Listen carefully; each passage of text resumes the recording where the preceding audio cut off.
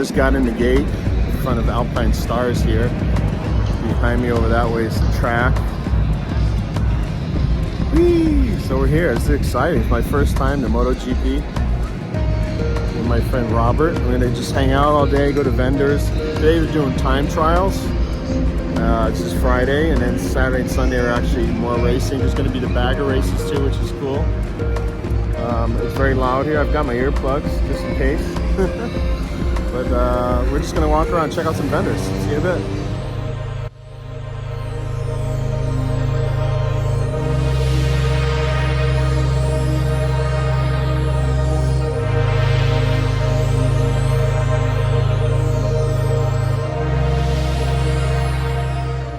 All right, guys, we're here with Renee from Helmet House, the distributor for the U.S. for Shoei, among other helmets. We've got a really cool thing here. We've got the NeoTec 3. So, Renee, tell us maybe 3 or 4 like big differences between the 2 and the 3. Thanks, Jeff. So the NeoTec 3 is brand new, introduced April 10th, 24. The differences from the NeoTec 2 to the 3 are that they've done some refinements with the ventilation system, increasing the intake. They've revised the shield lock system as well as the rigidity of the shield itself, allowing it to make a better seal against the shell. They've also made improvements to the way that the helmet seals on the rider's head. So what you're going to find here is a new material being used for the padding of the cheek pads themselves, giving you a bit more padding throughout, also creating a more comfortable fit. It does include the chin curtain as well as the breast guard. It does look, I have a 2, so this looks a little bit more narrow, like it's a little bit more absolutely fitted properly. It will, but with the micro ratchet system open, and you're still able to open it up to get a generous, so you could squeeze any sides. So having it being more contoured and form fitted when it's closed up like this, I would imagine, how about the sound is a little bit better? You're going to find it to be a quieter, more enjoyable ride. Okay, and then go back to the front here real quick, because I noticed this. I have the left tab on my visor, and I see that it's been moved to the front. You've got a center release locking system, very easy to control with either hand. Oh, and it actually locks this. Oh, that's nice. On the outside, you have the side plates, which have been redesigned a bit to create a more streamlined look, giving it a sleeker look. It doesn't interrupt the shell like the 2 did. You have the internal sun shield slide here, allowing you to adjust the interior sun shield. You're getting 5 additional millimeters of length in this, allowing it to so it's dropped down a little bit. Yes. Okay. They've also moved the rivet for the chin strap. It used to be on the exterior here, so now you've got a sleeker look. So it's now all internal, covered here and here. The integrated Shoei Comlink system allows you to add the Senna SRL3 unit. It's a more streamlined, it's going to be a mesh Bluetooth unit. The battery would be housed here. The brains would integrate into the side of the helmet, and these plates are removable. Shoei's back with a 5-year warranty. The interior is fully removable and washable. It's available in this light silver, as well as an additional 5-6 different solid colors, and currently 2 graphics with probably more on the way. And then let's turn it around on the back side. Your colleague was showing me something that I deal with, and I think everyone that has a 2. So when I go to charge this, I lay it on its side, because the charger is underneath. They've moved it to the back, so now you can just put your helmet straight down and charge it right to the back, right? You're absolutely right. It's That's a small awesome. detail, very, very small detail, but you're absolutely right. It has been thought out. Thanks for the feedback that riders like yourself have given us. We've been able to make these adjustments. Yeah, that's such a, it is a small thing, but a big thing. That's Agreed. cool. Agreed. But I think everything looks awesome, and I like that it's quieter. I think the downside for me and people like me would be the fact that we've just invested in a new mesh system for the 2 that doesn't fit in here yet. Right. So you'd have to get a new mesh system. It is a new mesh system. What you're gaining from that is a sleeker overall design. It integrates just like the SRL2s for the NeoTec 2s would have, or the SRL mesh. just a bit more streamlined design, as that's the theme, overall theme for the helmet. That's itself. awesome. One more thing I want to mention, this is a CNS3C shield. It's a newer shield, and what you are getting is a what I'm going to describe as a rib at the top, which is going to sit with the eye-port gasket, creating a better overall fit and seal for the rider, preventing dirt, debris, and keeping the elements out. Okay, cool. So adding that rigidity to the shield allows it to strengthen the overall design. Very good. Available in extra small through double extra large. And how many color schemes are there? There are a total of 6 solid colors, 2 graphic offerings, but each of those graphics have a number of additional colorways available throughout. All right, Renee. Well, thank you so much. Thank you, guys. Have a great one. Yeah, take care. Enjoy the races.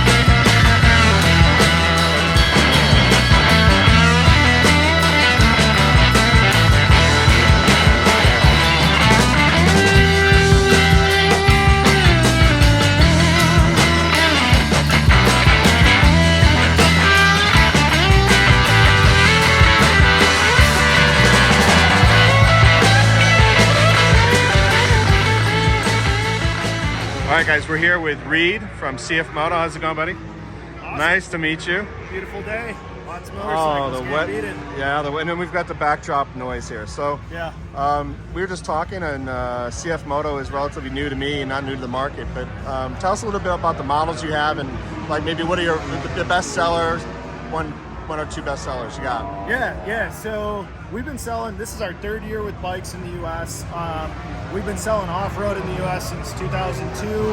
We have a very good market share in off-road. Building our market share with bikes. The last couple of years, our best seller, really by far, has been our 450 SS, and for good reason. Okay, let's take a look at that. Yeah. So we're talking about that guy right there. That guy right there. So for good reason. I mean, that was the first bike we released in the U.S. with our 450 motor, 270-degree crank on that. So you get a really different performance out of that than you're going to get from those other 180, 400s, and 450s and 500s out there. You get a lot more of that V-twin character with the P-twin vibe to it. Okay. So double counterbalance, beautiful P-twin, very smooth. And plenty of pop, plenty of power too. I mean, it'll run with all the middleweights, and beat a lot of them too. So that's been a really good basis, as a bestseller. That's been a really good basis for us to build with our 450 NK, and then now our Ibex 450 and our 450 CLC that'll be coming out in 2025. Okay. So with all that in mind, all wrapped into a package, what is like your advantage over some of your competitors? Are you beating them on price point, or how is it working for you guys? Yeah, so I mean, CF Moto's thing, right, is that we want to make motorcycling accessible to a lot more people. Sure. So there's a lot of options out there right now. There's the really low ends, there's the really high ends, and there's kind of the standards that have been around for a while. What we're bringing each time we make a motorcycle is we're considering, okay, like, what do riders really need? What do they really want? What kind of tech features do they want? And I think that's really going to be our advantage. And, you know, thinking about some of the motorcycles that are going to be coming out, you know, even the Ibex 450 and our CLC that are coming out, really well done as far as tech goes. A really good balance between value, you know, as far as price, tech, fitment, and performance. So our sweet spot is really thinking about, you know, where does the consumer really want to be without having to pay, you know, overpay for something they don't need. Sure. And I was talking to your colleague last night, and I was unaware of this, but you guys are positioned really well when you take into account your side-by-sides and your quads and all the off-road vehicles you guys make. I wasn't familiar with that.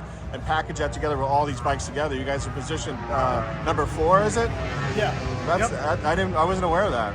Yeah. Yep. We're number 4 as far as volume goes for sales in the U.S. for off-road. Of course, that varies just a little bit as far as product line goes, but we've been selling off-road in the U.S. since 2002. Very well established. We have a lot of very well proven motors and powertrains in the off-road market, and that's actually really been a big strength for us when we brought motorcycles, because we were able to use those same dealer networks and those same distributions to bring bikes in a scalable way. Yeah, definitely. Yeah, so anyone who buys a CF motorbike, I know one of the big questions that comes up is like, well, are there dealers? And the answer is yes. We have over 330 motorcycle dealers in the U.S. now, with plans to add, you know, hit 400 within the next year or two. Motorcycles really kicked off in the U.S. in 2022. That was our first year for motorcycles in the U.S. Although I will say, over the last couple years, we brought some really competitive models in 2023 and 2024 that I think are really exhibiting kind of what the future of CF Moto is going to hold as far as bikes go. I would say keep an eye out for some other you know, fun models that are going to be coming out soon too. But as far as our new models coming out for this year, the Ibex and the CLC. And what was the little cool model that you were talking about? The Papio. Yeah, that's pretty cool, especially the one that has like a fairing. Yeah, yep. So that's our 126 Mini Moto. So yeah, we have 2 different models of that. Just different kind of different seating styles, different vibes, but really the same, you know, underpinnings, the same heart.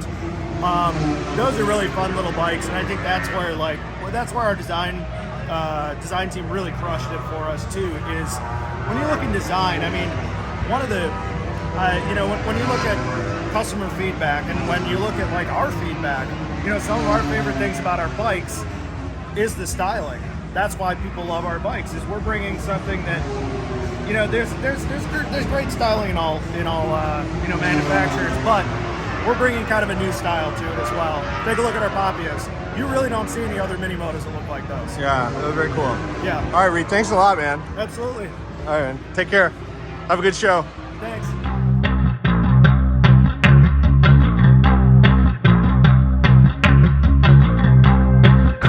So this is the Kawasaki HEV Ninja. It's got about a 700 engine in it with an electric motor, so it's a hybrid. It has a reverse and forward walk mode, so you can like reverse the bike and walk the bike forward, which is pretty cool. It's got a boost mode on it.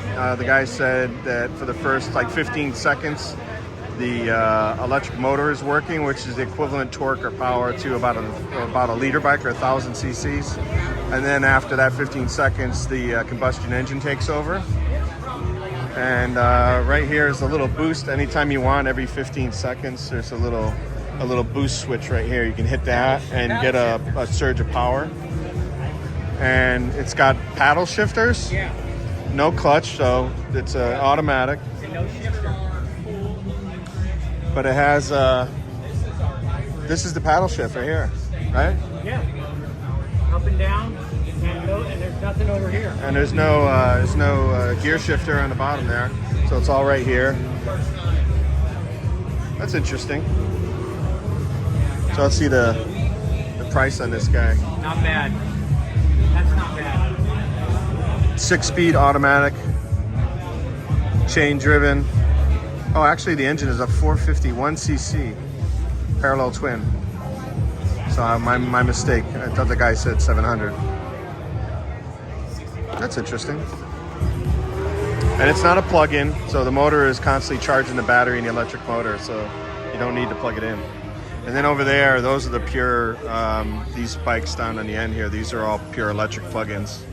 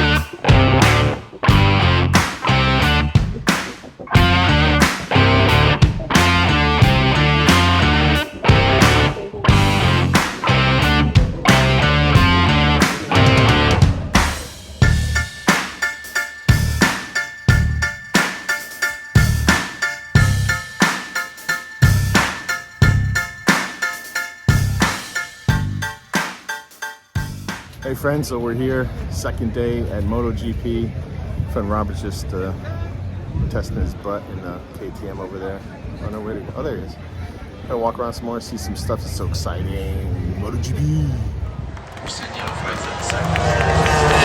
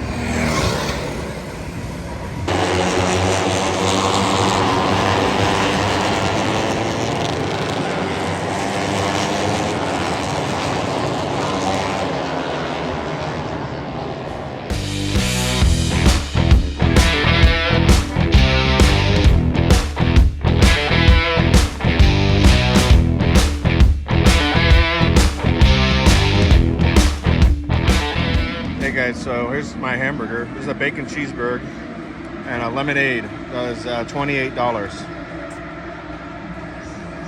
And then Robert got breakfast tacos and a French fry. I don't know how much that was, but probably similar.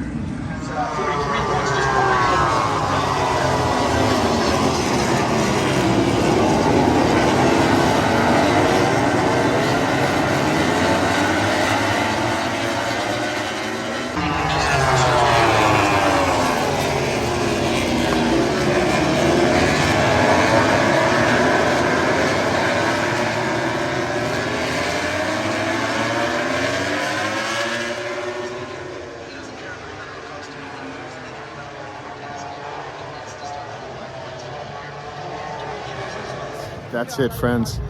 See, that's where we sat in those turn 12. That's the grandstand right there. It wraps up my MotoGP experience with my friend Robert. Thank you for tagging me along, Robert. That was awesome. Very cool. I'll be back next year. And kind of a big upset there. Looked like Aprilia took it away from Ducati. All right. See you guys next time. Later.